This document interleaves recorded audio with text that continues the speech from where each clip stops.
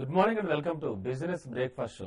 ఇక ఒకసారి నిన్నటి మార్కెట్లను మనం పరిశీలిస్తే నిన్న మార్కెట్లు కూడా నెగిటివ్ గానే ముగిశాయి. అలాగే గత రాత్రి అమెరికా మార్కెట్లు స్వల్ప లాభాలతో ప్రారంభమై భారీ లాభాలతోనే ముగిసినట్టుగా తెలుస్తోంది. ముఖ్యంగా చూస్తే రిటైల్ సేల్స్ విషయంలో గణాంకాలు అంచనాలకు మించి ఉండడంతో అమెరికా మార్కెట్లన్నీ కూడా భారీ లాభాలను ఆర్జించాయి. అలాగే మరి ఈ ప్రభావంతో నేడు ఆసియా మార్కెట్లు ఎలా ఓపెన్ కాబోతున్నాయి, ఏమిటి పరిస్థితి అనేటువంటి విషయాలు వివరించడానికి, అలాగే ఇన్వెస్టర్లు ట్రేడర్లు మీ సందేహాలన్నీ కూడా నివృత్తి చేసుకోవచ్చు. మా స్టూడియోలో శేషు గారు అలాగే సుందరరాజా గారు అనలిస్టులు ఇద్దరు కూడా ఉన్నారు. మీ సందేహాలన్నీ కూడా మీరు కాల్ చేసి ఫోన్ నెంబర్లకు ఫోన్ చేసి నివృత్తి చేసుకోండి. ముందుగా ఒకసారి వీరితో మాట్లాడదాం. Good morning and welcome to TV studio. Raja గారు, ముఖ్యంగా నిన్నటి మార్కెట్లపై మీ విశ్లేషణ ఏంటి? నిన్న ఇన్ఫాక్ట్ ఫ్యూచర్స్ డౌన్ లో చూస్తే కనుక 30-40 పాయింట్స్ మైనస్ లో ఉంటుంది ఉద్దేశంతో మన మార్కెట్ లో కూడా లాస్ట్ 1 అవర్ లో కొంచెం సెల్లింగ్ వచ్చింది. సెల్లింగ్ ప్రెషర్ వచ్చినా కూడా మనం చెప్పుకుంటున్న గత వారం రోజులుగా 5200 పైన నిలబడటంతో అప్ ట్రెండ్ ఇంకా సురక్షితంగానే ఉందన్నమాట. అలాగే నిన్న డేటా రావడంతో బాగా బులిష్ గా ఇవాళ మార్కెట్ కూడా ఉండే అవకాశం ఉంది. నిఫ్టీ ఓపెన్ లోని గ్యాప్ 60-70 పాయింట్ల వరకు చూస్తే కనుక ఓపెన్ అయ్యేట్టుగా కనిపిస్తోంది. 5350 వరకు వెళ్లే అవకాశం ఉంది. నా ఉద్దేశంలో 5350 పైన కనుక నిలబడితే మార్కెట్ షార్ట్ టర్మ్ ర్యాలీ అనేది ఫ్రెష్ గా బిగిన్ అయ్యే అవకాశం ఉంది. 5556 దాకా వెళ్లే అవకాశం ఉంది. సో ఇవాళ రేపు 5350 పైన నిలబడితే కనుక డెఫినెట్ గా స్ట్రాంగ్ పొజిషన్స్ కూడా తీసుకోవచ్చు. ఇక ఇంట్రాడేకి వస్తే కనుక 5320 కింద కనుక కాసేపు ట్రేడ్ అయితే కనుక ఒక 20 పాయింట్స్ కోసం మాక్సిమం టార్గెట్ తోటి ఒక షార్ట్ పొజిషన్ తీసుకోవచ్చు. 5330 పైన ట్రేడ్ అయితే కనుక లాంగ్ పొజిషన్ కూడా తీసుకోవచ్చు. ఓవరాల్ సెంటిమెంట్ చూస్తే పాజిటివ్ ఉంది. నిన్న కూడా రిపోర్ట్ రావడం జరిగింది. మాన్సూన్ ఆల్మోస్ట్ ఇండియాకి ఫుల్ గా కవర్ అయిపోయింది. ఆల్మోస్ట్ నార్మల్ లెవెల్ లో ఉందని చెప్పడం జరిగింది. అడ్వాన్స్ ట్యాక్స్ నంబర్స్ చూస్తే కనుక చాలా పాజిటివ్ గా ఉంది, ముఖ్యంగా రిలయన్స్ దగ్గర నుంచి కూడా. సో ఓవరాల్ గా అట్మాస్ఫియర్ పాజిటివ్ ఉంది. సో 5350 పైన కనుక క్లోజ్ అవుతే కనుక షార్ట్ టర్మ్ ర్యాలీ మనం ఎక్స్పెక్ట్ చేయొచ్చు. శేష్ గారు, స్పెసిఫై చేసి చూస్తే కనుక ఆయిల్ అండ్ గ్యాస్ స్టాక్స్ నిన్న నష్టాలను చవి చూసాయి. మరి అంటే ఈ రోజు ఎట్లా ఉండబోతుంది అంటారు పర్ఫార్మెన్స్? ఈ రోజు దాదాపు ఆల్మోస్ట్ అన్ని సెక్టర్లు కూడా ఓపెనింగ్ లో మాత్రం చాలా గ్యాప్ అప్ లో ఓపెన్ అయ్యే అవకాశం ఉంది. చాలా స్ట్రాంగ్ గానే ఓపెన్ అయ్యే అవకాశం ఉంది. నిన్న ఆయిల్ అండ్ గ్యాస్ చూస్తే మార్కెట్ లో ఎక్కువ నష్టపోయిందంటే ఆయిల్ అండ్ గ్యాస్, మరి ముఖ్యంగా రిలయన్స్ లాంటి రిలయన్స్ ఇండస్ట్రీస్, ఓఐజీసీ లాంటివి బాగా నష్టపోయినాయి. దీనికి ప్రధాన కారణం క్రూడ్ ఆయిల్ నిన్న 72 బిలో ట్రేడ్ కావడం అనేది దీనికి కొంత నెగిటివ్ ఆయిల్ కంపెనీస్ కి. అయితే మార్కెటింగ్ కంపెనీస్ మాత్రం చాలా వరకు పాజిటివ్. అది కాకుండా లాస్ట్ కొన్ని రోజులుగా అంటే లాస్ట్ 1 మంత్ నుంచి కూడా oil companies, even marketing companies తో పాటు మిగతా other oil and gas companies చాలా తక్కువ టైంలో ఒక 20%, 30% దాకా పెరగడం ఒక ప్రాఫిట్ బుకింగ్ లా కనపడింది. అయితే ఈ రోజు మాత్రం అవి కూడా ఈ రోజు స్ట్రాంగ్ గా రీబౌండ్ అయ్యే అవకాశం ఉంది. Global international market crude oil కూడా ఒక $2, $3 పైన పెరగడం దీనికి ప్రధాన కారణం అని చెప్పొచ్చు. అయితే ఓవరాల్ గా ఈ రోజు మార్కెట్ మాత్రం గ్యాప్ అప్ లో ఒక 55 to 60 పాయింట్స్ గ్యాప్ అప్ లో ఓపెన్ అయ్యే అవకాశం ఉంది. అయితే అది ఎంతవరకు సస్టైన్ అవుతుంది అనేది మనకి ఆఫ్టర్నూన్ సెషన్ లోనే తెలిసే అవకాశం ఉంది. ఆఫ్టర్నూన్ వరకు మాత్రం మార్కెట్ చాలా వరకు స్ట్రాంగ్ గా ఉంటుంది. ఒక క్లోజింగ్ బేసిస్ లో మాత్రం ఈసారి 5320, 5340 పైన నిఫ్టీ కానీ సస్టైన్ అయితే మార్కెట్ లో అప్ ట్రెండ్ ఉంటుంది. ఒకవేళ 5300 బిలో కానీ క్లోజింగ్ బేసిస్ లో కానీ మార్కెట్ వస్తే మాత్రం మళ్ళీ మార్కెట్ లో కొంత రేంజ్ బౌండ్ ఉండే అవకాశం ఉంది. బిట్వీన్ 5200 అండ్ 5350 మధ్యలో రేంజ్ లో మనకు మార్కెట్ లో కొనసాగే అవకాశం ఉంది. మనకు కాలర్ నాగిరెడ్డి హైదరాబాద్ నుంచి ఎలా ఉన్నారు మాట్లాడదాం. Hello, good morning. Good morning Nagireddy గారు, అడగండి మీ సందేహం. Good morning sir. జూపిటర్ బయోస్ 8 months బ్యాక్ 86 రూపీస్ లో తీసుకున్నాం సార్, 300 షేర్స్. ఇంకొకటి కాబ్రా ఎక్స్ట్రూషన్ ఈ రేట్ లో తీసుకోవచ్చు సార్. కొంతమంది బ్రోకరేజ్ చేసే వాళ్ళు మెసేజ్ చేస్తున్నారు ఇది 1 year లో డబల్ అవుతుందని. ఈ 2 ప్లస్ ఇంకోటి జ్యోతి స్ట్రక్చర్ వచ్చి కూడా నేను 150 లో ఒక 2 years బ్యాక్ అని తీసుకున్నాను. ఎక్కడే ఉన్న షేర్ ఈ మూడింటి గురించి చెప్తారా? సుందరరాజు గారు. కాగ్రా ఎక్స్ట్రూషన్ చూస్తే కనుక టెక్నికల్ గా పాజిటివ్ గా ఉందండి. లాస్ట్ 1 month గా మార్కెట్ కొంచెం కన్సాలిడేషన్ మటుకు కాగ్రా ఎక్స్ట్రూషన్స్ మటుకు డెఫినెట్ గా పాజిటివ్ గానే కనిపిస్తుంది.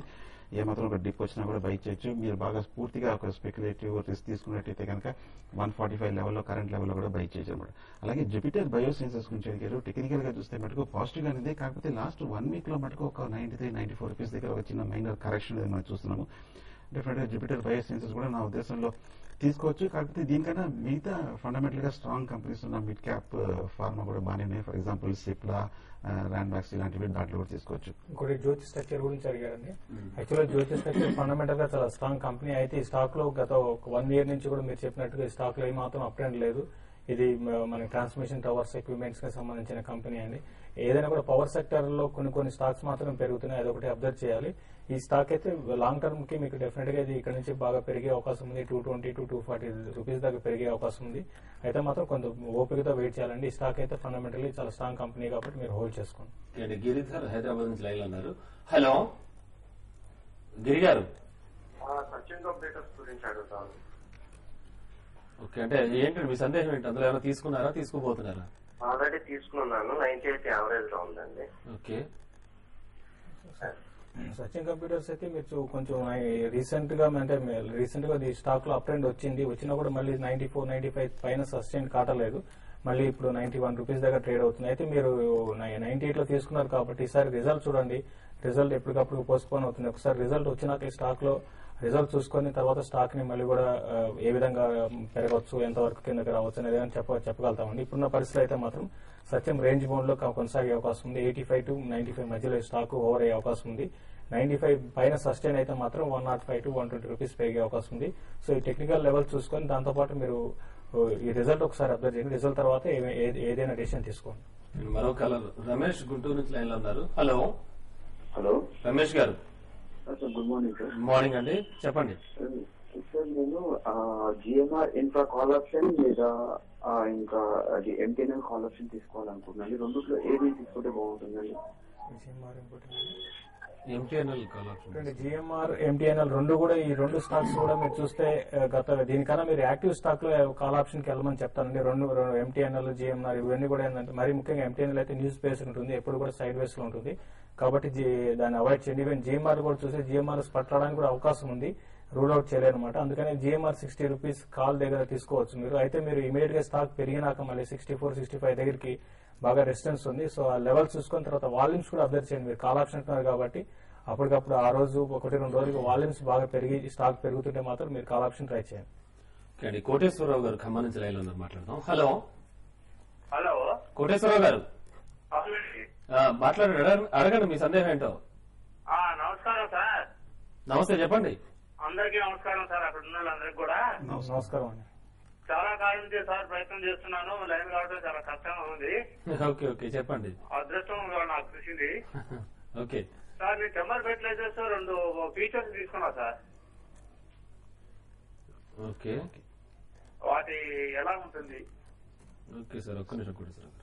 చంబుల్ ఫర్టిలైజర్స్ చూస్తే టెక్నికల్ గా బులిష్ గా ఉంది. మాన్సూన్ కూడా ఆల్మోస్ట్ 100% నార్మల్ గా రావడంతో ఫెర్టిలైజర్స్, ఎఫ్ఎంసీజీ స్టాక్స్ అన్ని కూడా బాగానే ఉంటుంది. పైగా ఈసారి అగ్రికల్చర్ రిలేటెడ్ సెక్టర్ కూడా ప్రొడక్ట్స్ కూడా డెఫినెట్ గా పాజిటివ్ గా ఉంటుంది. సో డెఫినెట్ గా లాంగ్ పొజిషన్ ఉందంటే హోల్డ్ చేయండి. ఒక డిప్ వస్తే 65 రూపీస్ దగ్గర బై చేయండి. కాకపోతే 75 దగ్గర ఒక strong major long term resistance ఉందన్నమాట. అక్కడ వచ్చి ఒక బ్రేక్ పడే అవకాశం షార్ట్ టర్మ్ లో కనిపిస్తుంది. 75 దగ్గర కనుక స్ట్రాంగ్ గా నిలబడితే కనుక ఫర్దర్ గా మీ లాంగ్ పొజిషన్ కనిపిస్తుంది. యాజ్ ఇట్ ఈస్ ఫెర్టిలైజర్స్ అని పాజిటివ్ గానే అండి. అనంతపురం నుంచి భాస్కర్ లైన్ ఉన్నారు. హలో భాస్కర్ గారు. హలో సార్, నా పేరు భాస్కర్ సార్. ఓకే భాస్కర్, అడగండి మీ సందేహం. సార్ 6 ఈ ధరకి తీసుకోవాలనుకుంటున్నాను సార్. ఓకే, మీ టీవీ వాల్యూమ్ తగ్గించండి భాస్కర్. హలో సార్, మీ టీవీ వాల్యూమ్ తగ్గించండి. ఆర్ఎన్ఆర్ఎల్ గురించేనా ఇంకేమైనా అడుగుదాం అనుకుంటున్నారా? RNRL ఒక్కటే సార్. RNRL 45 ఉంది సార్ ఇప్పుడు. ఓకే, ఇప్పుడు ఈ ధరకి తీసుకోవచ్చు సార్. అండి ఆర్ఎన్ఆర్ఎల్ అయితే మీరు అవాయిడ్ చేయండి అండి. ఈ స్టాక్ కంప్లీట్ గా ఈ స్టాక్ లో ఏ రోజు ఏం జరుగుతుందో ఎవరు చెప్పలేని పరిస్థితిలో ఉందండి. స్టాక్ ఒకసారి 45 రూపీస్, ఇంతకు ముందు కూడా 45 రూపీస్ నుంచి మళ్ళీ 68, 70 రూపీస్కి వెళ్ళింది. మళ్ళీ అక్కడ నుంచి ఒకే రోజు 45 రూపీస్ వచ్చింది. ఎక్కువ న్యూస్ అనేది ఈ స్టాక్ ని పెరగడానికి తరగడానికి ఎక్కువ దోహదపడుతున్నాయి. సో ఇటువంటి పరిస్థితుల్లో మీరు ఇటువంటి వాటిని అవాయిడ్ చేయండి. దీనికన్నా మీరు బెటర్ ఏంటంటే రిలయన్స్ గ్రూప్ లోనే ఆర్ఐఎల్ గానీ తర్వాత రిలయన్స్ ఇన్ఫ్రా గానీ మీరు బై చేసుకోండి. ఆర్ఎన్ఆర్ఎల్ మాత్రం కొంత అవాయిడ్ చేయండి. ఓకే అండి, హైదరాబాద్ నుంచి రాజగోపాల్ రెడ్డి గారు లైన్ లో ఉన్నారు. Hello hello sir good morning sir. Morning Rajagopal గారు. Sir good morning sir. Shesh sir, Sundararaj sir. Good morning. అడగండి మీ సందేహం. సార్ చెప్పండి. ఇది advantage India limited global security sir. Hello ఒక్క నిమిషం అండి. అడ్వాంటేజ్ ఇండియా చూస్తే కనుక టెక్నికల్ గా 700 రూపీస్ నుంచి కంటిన్యూస్ గా 400 రూపీస్ వరకు పడి మళ్ళీ ఒక 500 వరకు రీబౌండ్ రావడం జరిగింది అనమాట. నా ఉద్దేశంలో డెఫినెట్ గా ఈ లెవెల్లో కొంచెం ఫర్దర్ అప్టర్న్ కూడా వచ్చే అవకాశం కనిపిస్తుంది. ఏమాత్రం 500 రూపీస్ పైన నిలబడితే కనుక ఒక షార్ట్ టర్మ్ బై అవుతుంది తప్ప ఒక మీడియం టర్మ్ బై అని చెప్పలేదు. ఎందుకంటే ఓవరాల్ ట్రెండ్ కాస్ట్ ఇస్తుంది. 500 పైన అయితే కనుక కొంచెం షార్ట్ టర్మ్ బై తీసుకోవచ్చు. ఓకే అండి. ఇక ప్రస్తుతం మాన్సూన్స్ ఇందాక మనం మాట్లాడుకున్నట్టు మాన్సూన్స్ చాలా బాగున్నాయి దేశవ్యాప్తంగా. మరి ఈ నేపథ్యంలో అసలు అగ్రి స్టాక్స్ కానీ అలాగే ఫెర్టిలైజర్ స్టాక్స్ మీద ఈ మాన్సూన్స్ ఎఫెక్ట్ అంటే మార్కెట్ పై ఎంతవరకు ప్రభావం చూపిస్తుంది అంటారు? మాన్సూన్ అయితే లాస్ట్